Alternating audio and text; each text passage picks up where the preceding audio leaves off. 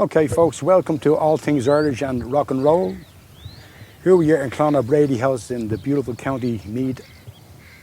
And today we are joined by the legendary Benny White, who's going to tell us about his influences and his journeys into the rock and roll business from the late 60s up to the present day, I'm sure, because he's still playing.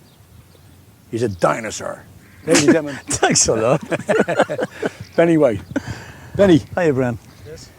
Your influences. Influences. Elvis, Beatles, Rolling Stones, the early Tamil Motown stuff, fantastic stuff.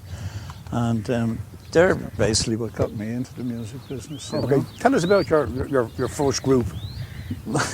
First intended group. Myself and I think it was Billy Dunn, we wanted to have 6 guitars, acoustic guitars on one side of the stage and 6 accordions on the other side of the stage. And we would call ourselves the Flaming Stars.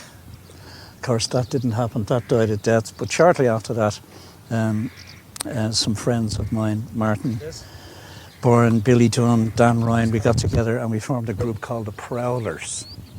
There's an American group called the Prowlers, but we were first. We were the first Prowlers.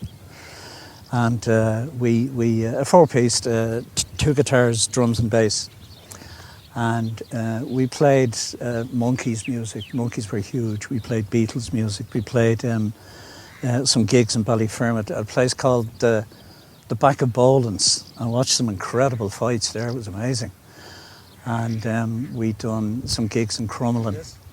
But that was about it. We really enjoyed it, the 4 of us. You know, we had a great time. And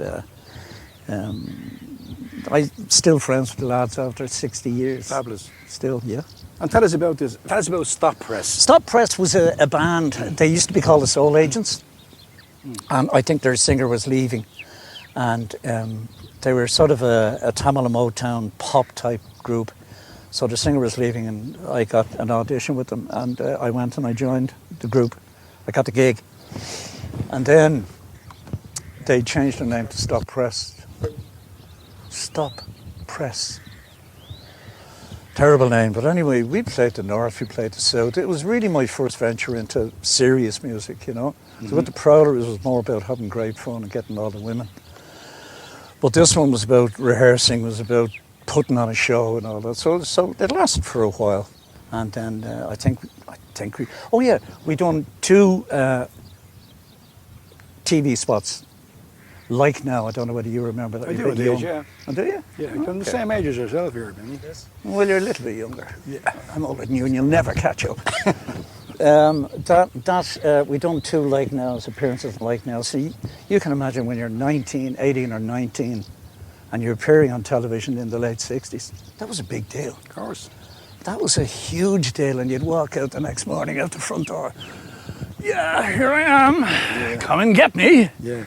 And so that was great. Because there was only 4 stations on the telly then days, isn't that right? Yeah. It was ITV, BBC, RTE. That was about 3. Yes. Yeah. 3. I don't know. And to be on RTE was like. It was RTE. It was a major thing, and of course none of that. Yeah, none of that film still remains. It's because the video then, or the tapes, they were so expensive that they used to just run over them and reuse them again. So it's an awful shame, we don't have that on record. I always remember yourself from the early rock scene in Dublin. Yeah. It would have been a band called Portrait. Portrait, that's right. That consisted of Jimmy Mahan, Philip Donnelly, Jody Pollard and Keith Mansfield. And they were looking for a singer. Fabulous players. I remember them well. Stop, the best. And I went up and I'd done a gig with them. I'd done an audition with them. And I got the gig, and shortly after Portrait, we changed the name then to Elmer Fudd. Fabulous band. They were a great band. They were a serious rock band, and I loved every minute of it. And we used to do Deep Purple stuff. Yeah. We used to do our own stuff as well. We had twin guitars, Jody Pollard and Philip Donnelly. And we really rocked the place. I can remember going back into the old Countdown and seeing the band playing there. That's right. And like we used to hang around with Angel and that band and all that, and that. They're on the same time. Yeah. And I always remember a song that you used to sing here. You get shivers up your spine. You used to sing a fabulous was a Gypsy Queen. Oh, Gypsy Queen, yeah, Uriah Heep. Yeah, it was fabulous. That was one. Yeah, that was the most requested song that we got to play. Yeah. Every time, even if you played it 6 times a night, they'd still like it. Yeah. Gypsy Queen was a great. Uriah Heep were a great band. There were some great bands. You used to have this the scream in it, you know. That's right up there, but it was back in the day. It was fabulous. I always remember it. You know, sticks with me.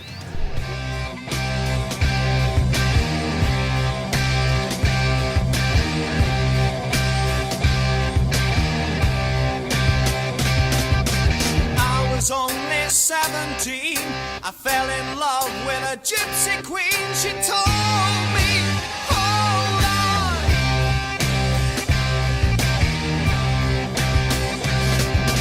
My father was the leading man, said you're not welcome on our land. And then as a foe, he told me to go.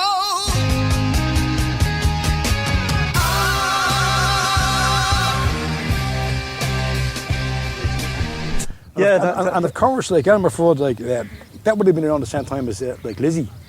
Yes, it was indeed. You know. In fact, Lizzie went to London and we followed suit. Yeah. And we had changed the drummer down to John Donnelly. Philip Donnelly left to join Donovan's band. Right. And so we were a little bit upset about that. We didn't really, we didn't know what to do. Mm-hmm. So Philip Donnelly left anyway. That was so which way are we going to, what are we going to do? So we said, let's change the sound. And I don't know why we said that, but we did. We changed the sound and we got in a keyboard player, Dave Lennox. He used to be known as Mojo here. Fabulous player, I remember him well.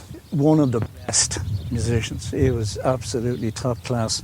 So we started to do yes-type songs, but still retaining the old rock, the heavy rock vibe. And we used to write quite a lot of songs. But anyway, we went to London, just like a lot of Irish bands then, because you couldn't really make it big here in Ireland, And we joined up with this management agency called the Fox Brothers, Ronnie and Ray Fox, and those guys ran the Isle of Wight Festival. So we were playing around England as such, doing university gigs mostly, and we really enjoyed it. But then the Fox Brothers said, "Listen, we want you to write an album of songs," and he said, "In return, we're going to send you down to the Isle of Wight, and you are going to be there for about 6 months." And we want you to write this album of songs and then come back. And we said, great. So we went down in this beautiful, beautiful mansion called Inglefield House in Totland Bay. Something like out of a children's movie. Yes, I live in Totland Bay. But anyway, we rehearsed there and we wrote one song. One song. We were so laid back and we were all smoked out of it. Called The Harpooner, and that song went on I think for about 12 or 15 minutes. Right. It was just the way we were thinking, and we done a gig down there in the Isle of Wight, but it was more or less about having fun, rehearsing when we wanted to, trying to be like rock stars, and smoking dope. And one time there we were all in the house. And it was a night in August, lightning, thunder and everything. So we're sitting there and we're all stoned. Yes. And all of a sudden we hear this boom, boom, boom, boom. What the hell is that? So I ran down the stairs and we saw this flashes of lightning. And Dave Lennox Mojo used to carry fireworks with him, that powder. Mm-hmm. And he was trying to get our attention. We couldn't hear him because we were playing Emerson, Lake and Palmer. And when I opened the door, he's standing there and his 2 hands were on fire. This is a keyboard player. And you go, "You bastards, why didn't you let me in?" He said, "He didn't hear you." He set the explosives and lit a match to them so as he would get our attention when the flash came. but he didn't run away, fast enough. Yeah. And his two hands got it straight down to the husband. Lucky enough, Dave, he didn't lose any fingers, but he was okay, So anyway, we left. That was our adventure down there. Very little gigs, very little rehearsal, and one song that went on for 15 minutes. I think it could have been shorter, it could have been longer. But we went back down up to London, and we got a phone call one day asking us would we like to play the Oval Cricket Ground, the 20,000 rock fans. Camberwell in South East London. Is that right? Yeah, I used to live beside it. You probably Not anything that way. you probably heard me singing down, did you, at that time? I could hear you in Dublin. But everybody thought I could sing like Ian Gillan, but I really couldn't. Nobody can sing like Ian Gillan. Yeah. Only Ian Gillan. And let's face it. Jodie Potter was amazing, I believe, at that gig. Oh, jeez, that was a great gig. That was 20,000 people, and the reason we got on it was the Melody Makers Poll Winners concert. So Emerson, Lake and Palmer had won Best Band of the Year, Best World Band of the Year, and and then it was Focus, and it was Argent, Genesis. We were supporting all these bands. We were on bands, first. yeah. Oh, Jesus! I mean, this is a dream come true for 5. And a roadie, 6 young musicians from Dublin. I mean, to be on that stage there with 20,000 people, Wow.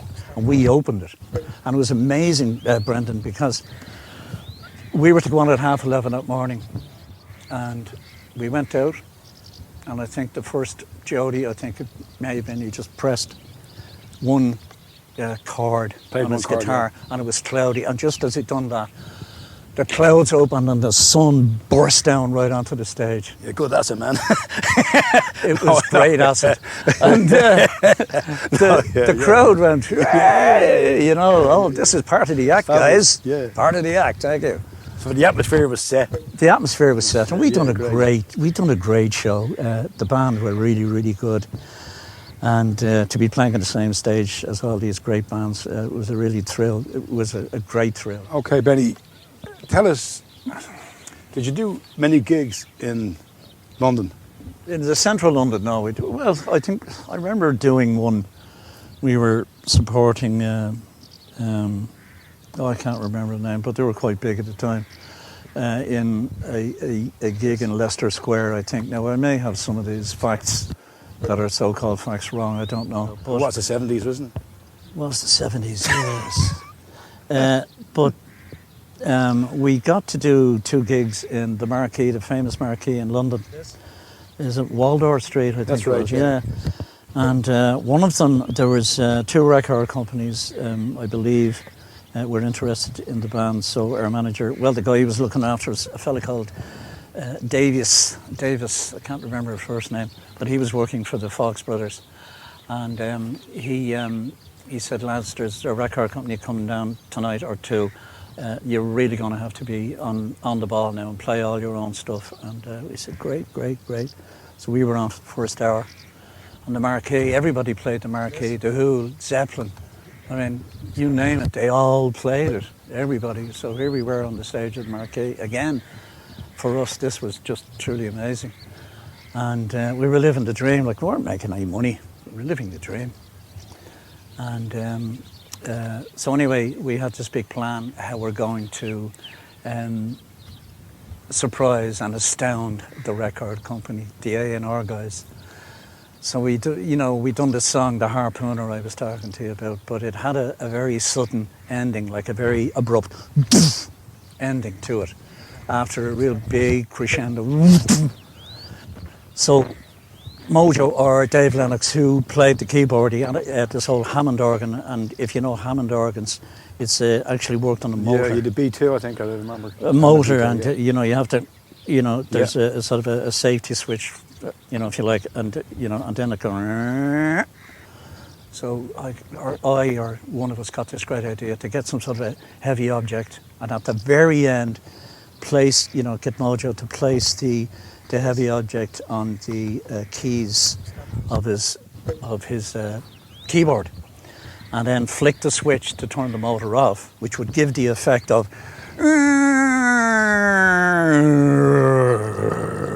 like that, you know. It wasn't exactly like that, but it was something like that.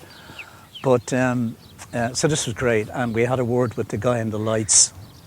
Just when he heard that, boom, to turn the lights off, and then we would slip, you know, turn the lights off on the stage, be in total darkness, and we would slip off the stage, and about 10 seconds later, he'd put the lights on, and we would be gone. Presto, magic.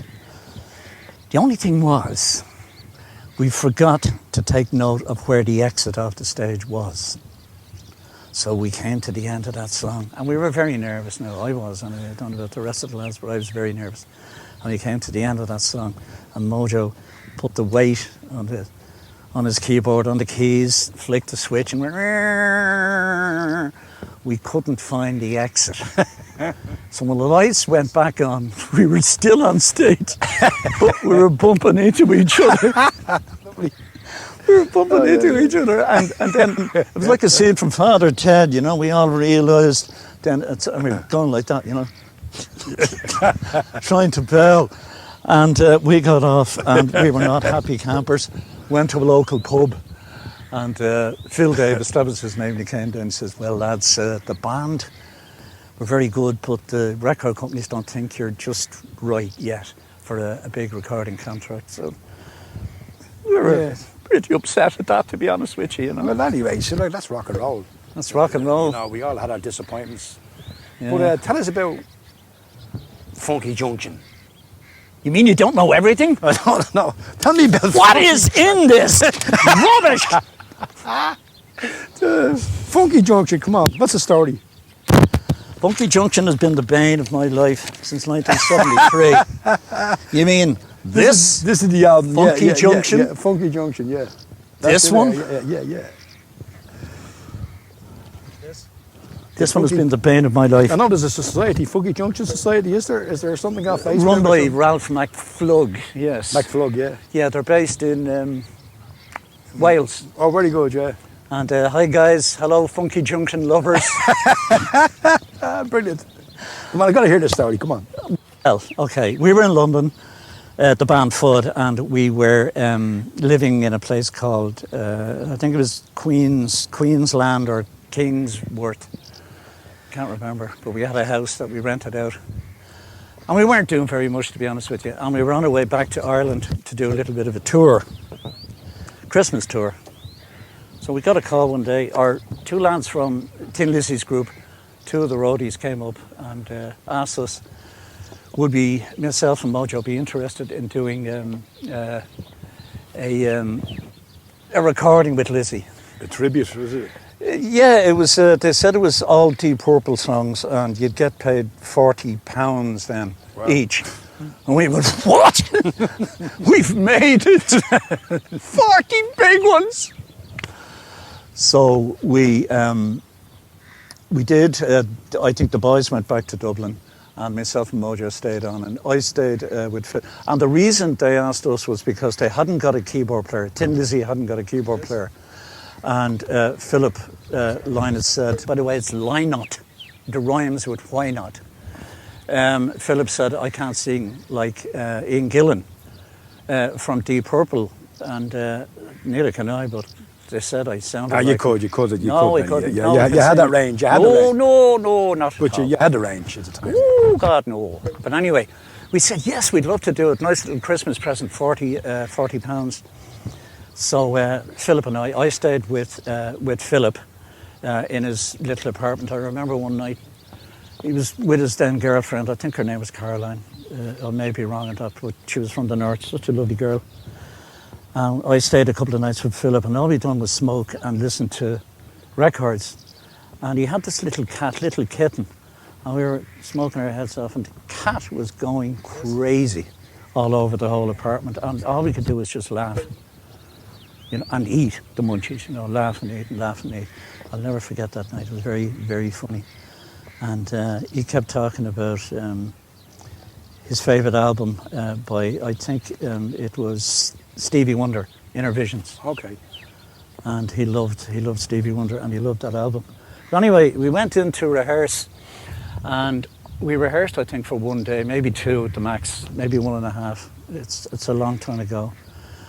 And then we went into the studio, and I think we recorded the whole album in 1.5 days again. And we didn't think much more about it. It was a few bob for us, it was a few bob for them, you know, for the boys and Lizzie. And so I'd be singing away and trying to get the voice in order. You know, you don't do those Deep Purple numbers, you know, at 1 o'clock or 2 o'clock in the afternoon or 11 in the morning, I think. Yeah. And so you have to build up your voice. You have to, you know, get it ready for that type of singing, and you can't just turn it on. Exactly. So I was trying to sing as best I could for the songs that we had rehearsed for very little time, and we were doing run-throughs. At least I thought we were doing a vocal run-through. And the guy, Leo Muller, who was the producer, the guy who was paying us, said, "Great, Penny. Yeah, that's lovely." And I said, "No, but it's only a run-through." "I'm telling you, it's great." Next song, I do another song. "Okay, can we record it?" No, it's recorded. Your run-through is perfect. We're going to keep that. Yes. I'm going, you know, He's the producer. This is the producer. Yeah. Well, he was the guy who was paying for the whole album. Yeah. And was he engineering the album as well? I don't know, but he was up in the control room. Oh, yeah, he was, just producer. I don't know. He was there anyway, and he was paying for it. Now, obviously, he wanted to make it for as cheaply as possible. That's why he was saying to me, "Great." Yeah. Anyway, so I was saying I was 21 years old, 22. You know, hey, you know, that's great. If you guys are the experts, you let me know. And they're telling me that's fantastic, Benny. And I said, "Great." So a year later, a good friend of mine, dear Paul Werner, he was our roadie at one time. I remember Paul. He brought a copy of the album up he bought in Woolworths for 99 pence or something like that. And he said, "I'll tell you, Bernard," it's my real name, "it's really bad." And I was looking forward to listening to it. Yeah. I put it on the record player and I went, "Jesus, sweet Jesus in heaven. I'm going to be slagged about this for the next 45, 50 years." And I am! So listen, that Funky Junction album was great to do. It's great memories for it. It was good, old-fashioned rock and roll type shit. Eric Bell was playing guitar. Eric Bell on guitar, Brian Downey on drums, who'd done a fantastic job. And I think Eric done a great job as well. I think so. Yeah, he did, yeah. Oh my God, he was like Richie Blackmore all over again. You know, he'd done a super job. Philip's bass, I didn't think was that great. But he was there, and he done what he was supposed to do. So we got paid our £40, and that was it. But honestly, I'm not responsible for Funky Junction. I'm not responsible. Yes, I sang on it, tried to sing on it, but please leave me alone. Leave me alone about Funky Junction. Okay, Benny, it's getting very warm here. Would you fancy a little walk down maybe onto the lake? No. What? Okay. Come on, let's have a little walk down to the lake. And Roger. We can rock and roll down to the lake. Yeah. So tell us, what happened after Funky Junction? What happened after Funky Junction was when Dave and I finished with the Funky Junction album, I came back to Dublin, rejoined the boys, and we done a couple of gigs. And like, if the truth be known, I was the right prima donna. If it wasn't about me, it wasn't about anything. So we split. Because there wasn't very much happening to us, Bren, you know. We'd done all these great gigs in England, and we were very popular in Dublin. Yes. But that was it. One night after playing, I think it was not the Countdown, what's the other one? Ibiza. We just called it a day, at least I did. And looking back, maybe I shouldn't have. But that's rock and roll and that's life. And then I went back to London. Ended up living in Kent with a fella called Murray Duncan, and had a great time there. And Arthur Crouch put me up for a while. We had a couple of bands, but not much. Street band or wave band or something like that. Never done any gigs, but rehearsed a lot, and then found myself back in Dublin. That was the end of the rock and roll days. So was that the end of Fudd? That was the end of Fudd, yeah. We shouldn't have broke up, but that was, again, probably my fault. Yes. Yes. Anyway. I don't know, maybe it wasn't. It's a long time ago, Brendan. Yeah. You know, I've grown up a lot since then, haven't we all? Yeah. But, yeah, I was a bit of a prima donna. Tell us what happened after Fudd. After Fudd, got this incredible gig with the Plattermen. Oh, right. For a year. Who? Yeah, Philip Donnelly was on guitar at that time, and Noel Bridgman, Lord rest him, was on drums. So they said to me, listen, we're only going to be playing for another year, and that will be it. The band's going to break up, so do you want to join us for the year? Simon Scott, their other singer, was leaving. I said, yeah, sure, jumped at it, you know. And we played around for a year. It was great playing, great band, great musicians. I remember Rob Strong, the band did an amazing brass section. They're amazing, amazing brass section, amazing band. I mean, and with Philip on guitar and Noel on drums. I was always a big Rob Strong Rob fan. on bass. Great. Fabulous. Yeah, he became a good friend. That's the great thing Yeah, about Rob the was music great, business. great guy. Once you become a friend with a musician, you're really friends for life. Because you could see each other in 60 years' time and go, how's it going, Tommy? You can't do that with, like, being a busman or whatever, you know, like, very worthwhile. But they still charge you the fare. A very worthwhile job. But with musicians, you stay focused, you stay in this fraternity forever. I mean, we've lost a lot of great people recently. Yeah. We've lost, of course, Noel Bridgman, haven't we lost?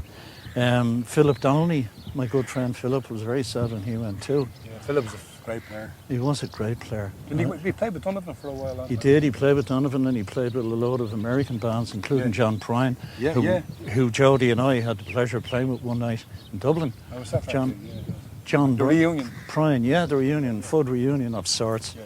And John Prine actually joined us and played away and sang harmonies and all. That was magic.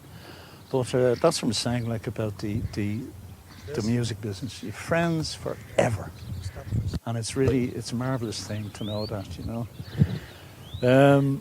But anyway, over in London, in Kent, as I was saying, there was two bands I got involved with down in Kent. And it was Arthur Crouch on bass, and it was Murray Duncan was their sort of manager, come roadie. And hi guys. And but then again, nothing happened, so I ended up back in Dublin. And that's when the Plattermen came into force. Plattermen broke up, as promised, after 1 year. Yes. And I'd done nothing until my mother spotted this ad in the front of the Evening Herald. Well, it wasn't an ad, it was a news piece, and it said that the Swarbrick brothers were leaving the Time Show band. And my mother says, why don't you go for that? And funny enough, I had heard the Times in a ballroom, maybe the Crystal at one time. And I was really into a heavy rock, you know, and I walked in and I really didn't like show bands. And I heard this band called The Times, and I said, actually, they're quite good. So when the gig came up, I went down and I got an audition. Yes. And I got the gig. Was it a Brush got you that gig? Brush is right. Brush was playing out there with Jody Pollard. Thanks for reminding me. Yeah. And Jody and Brush actually mentioned my name to Joey Kilheeney or maybe... Tommy Swarbrick, wasn't it? Yeah, well, Tommy Swarbrick had left with his brother to form another band. But you would have had to got someone else. Yeah, so I went in into the Time Show, but I was absolutely thrilled. It was a different departure for me. It had come from serious heavy rock into a show band, but these were exceptional musicians. And I had 8 years with them. They were absolutely fantastic, Brendan. And I made 12 records. Most of them made the top 20. And a few, myself and Vinnie Baker, Lord rest him, also wrote songs that went into the top 20. So there you go, boy. We had about, 12 singles, I think, maybe 13. But, I mean, and they were damn good records. I think there was another band or two there. Was a Mail Order? Or? Oh, Mail Order was way after the Times. Oh, was it? Mail Order was 1986, 87. Oh, okay. Myself, Jimmy Slevin. Wow, Jimmy Slevin. The great Jimmy Slevin. Yeah. And two lads from the Granny's Intentions, Greg Donaghy and the bass player, Jack. Jack. Jack Costello. Okay. And we had a wonderful little four-piece. Mail Order, M-A-L-E, which was a bit sexist, I thought. Well, we all thought it, but we stuck with it. Mail Order. And we played around Dublin again, but doing a lot of soul stuff with guitar. Jimmy could really get all those. Fabulous player. And that was good. And then when that broke up, I done nothing So there for a while. was a band you play with. I don't know. Was it Room Service or not? Was it? Room Service. Or was it? Who was it? It was a band. I don't think you've done many gigs. I know you did the cards. You know the Late Show. Steel Moon. Steel Moon. Yeah, that was it. Yeah. Steel Moon. Yeah. Steel Moon, yeah. Again, Jimmy Slevin was involved there. And we made 2 records, 2 videos, but never gigged.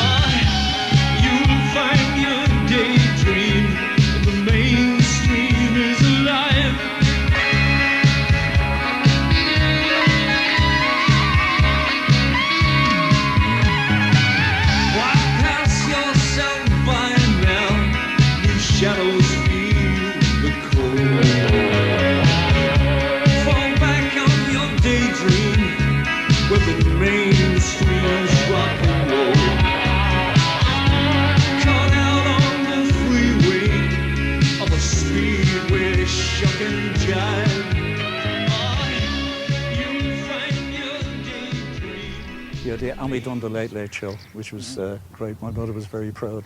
But told me, you should have worn your glasses. Because I didn't wear my glasses on the TV. But yeah, that was great. That was very, very good. And but we never gigged. It was just really to try and see would there be any interest created from the records and the videos. Okay. The Landlord and The Mainstream is Rock and Roll. They were the 2 records. The Landlord sold out in Dublin, but we only got 50 made. No, I think it was about 200. Yeah, and that's sold.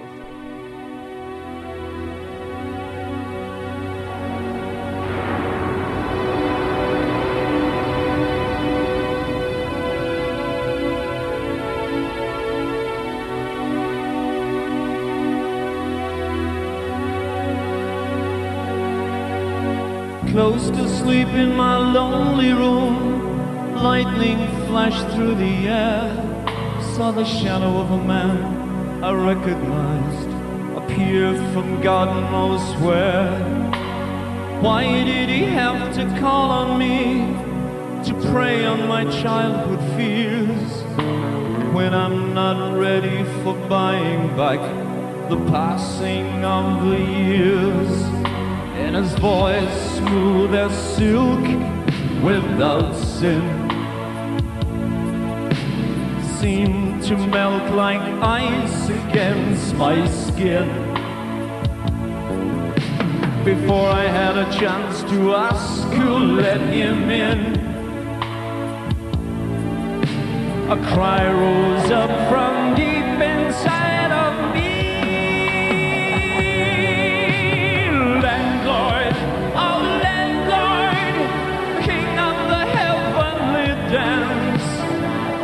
Why did you have to pick on me? Landlord, oh landlord, please just one more chance. I promise you I'll make it up to you. I beg you, set me free.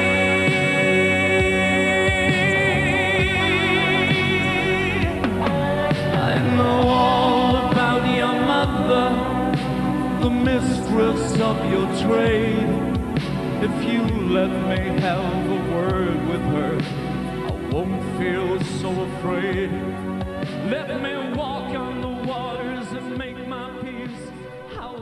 Sorry, just go back to the times. I had 8 wonderful years with them. Okay. And I left in 1982 because the whole show band's arse fell. It just dropped. And the discos took over, and no longer was it, would you like a mineral? It was, would you like a pint? Would you like a vodka and tonic? So that was it. And all they sold in these ballrooms was minerals and cups of tea. No coffee. Remember, well, yeah. Would you like to go for a cup of tea? Yeah. That was your chat-up line, It just wasn't on, man. But anyway, that was a great 8 years, and thanks, guys. I love you all, and we're still friends. And poor old Vinnie Baker, though, the guitar player, my co-writing partner, songwriting partner, he died a few years ago, rather quickly, so I do think of Vinnie a lot. And I'm playing golf with Doc soon, Casey tells me, in Mullingar. And so after the times, I'd done a couple of things on my own. They weren't great, but they're little gigs, to help, yourself. Yeah. And then I got an offer to go to Florida as a separate chody, so I went for 3 months and gigged around Florida, which was great. And I went back a few times on my own to gig over there in Irish bars. Yes. But you'd stick in the odd Beatles song or maybe a rock song acoustically, just to keep you saying, because a lot of it was you buy, that stuff. And so that was that, and then I got a gig in Spain. I was over there for 3 months, gigging every night of the week. Nightmare, absolute nightmare. I wouldn't wish it on my worst enemy to gig over there for every night. But tell us, Benny. I know you were involved in Jesus Christ Superstar. I was, not in the Dublin production now, but in the Mullingar production now. Tell us a bit about that. Well, when I was in the Times there for 8 years, I lived in Mullingar, so I knew everybody. Well, I knew a lot of people fairly well, and we always kept in touch. And then I think 1987, the Lakeland Productions, who were a great group of people who put on these shows, mostly in the Mullingar Town Hall. And they were putting on a show, Jesus Christ Superstar, and they couldn't find a Judas. So they said, Benny, would you be interested in coming down for an audition? And I said, yeah, that sounds cool, yeah, I'd like to. So I went down, I'd done my audition, and I hate auditions. Even if you've got 3 people in front of you, or 30,000. Auditions to me are just awful. But anyway, I'd done my mind is clearer now. Dun, dun, dun, dun, dun, dun. Okay, you'll do. I said, okay, thank you very much indeed. Got the gig. I loved it. What a wonderful, wonderful bunch of people they were, Mullingar. The cast of Jesus Christ Superstar, I salute you. And that was amazing. Probably one of the best gigs I ever done in my life. Yeah, good. I loved it. Yes, it was new. That was great man, it experience, was. And playing Judas was the cream on the cake. Mm-hmm. That's the best part in the whole musical, not Jesus Christ, but the part of Judas. So that was great. That ran for 2 weeks, and we had a complete sellouts every night. Enjoyed that. And then, what happened after that then? You say what happened after that. Again, very little. I joined a band called Back to Back, and we were doing pubs and weddings. Yeah. And that went on for a few years. And then I joined another 3-piece band to do pubs and weddings. And that was a band called The Survivors. But anyway, so the question I'm going to ask you now is... Go on. Benny, it's an amazing journey, I have to say. Like, you've travelled through in the music business. Do you have any regrets? Do you have all day? Yeah. Yeah, I do, yeah. Do you? Yeah. I mean, I wish I had more of a business head. Yeah. Because none of us had. When I was in Fudd, we were absolutely super band. But the only one of us that had any business head was Keith Mansfield, the bass player, and he was trying to keep us on the straight and narrow. I was a little bit wild. Yeah. And all I wanted to do was rock and roll, drink, and take the odd drug. Yeah. And well, the point in Ballyfermot, you know. Like I know, growing up back in the day, we didn't have all that business. No. You just. No. You just. I mean, I only dabbled. Thank God. Yeah. I've seen friends die from it, but I was too scared, Brendan. Too scared to actually really go for it serious. How And lucky you were. yeah, scared. a lot of us. Well, I was Same as glad. myself, yeah. I was glad I was scared. So I did was I. not want to get hooked. I know. I'm sure plenty of addicts and people who, didn't want to get hooked, but they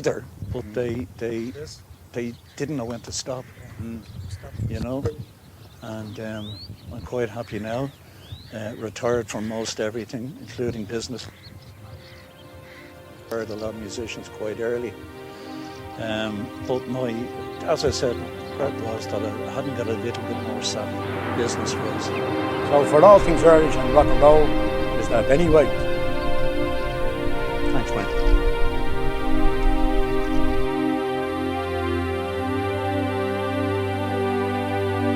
Close to sleep in my lonely room, lightning flashed through the air. Saw the shadow of a man I recognized appear from God knows where. Why did he have to call on me to prey on my childhood fears, when I'm not ready for buying back the passing of the years? And his voice smooth as silk without sin seemed to melt like ice against my skin.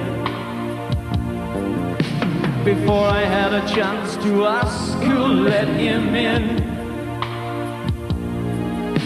a cry rose up from deep inside of me. Landlord, oh landlord, king of the heavenly dance, why did you have to pick on me? Landlord, oh landlord, please just one more chance. I promise you I'll make it up to you. I beg you, set me free.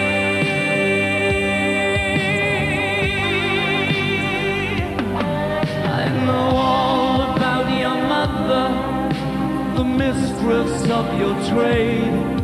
If you let me have a word with her, I won't feel so afraid. Let me walk on the waters and make my peace. I'll wash my spirit clean. Forgive me for the things I haven't done. Tell me this is all a dream. Like everyone else, you're waiting for a sign, while the world is running out of precious time. It's not that I didn't want to drink your wine. Oh, please don't go, you know I need more time. Landlord, oh landlord, king of the heavenly dance, why did you have to pick on me?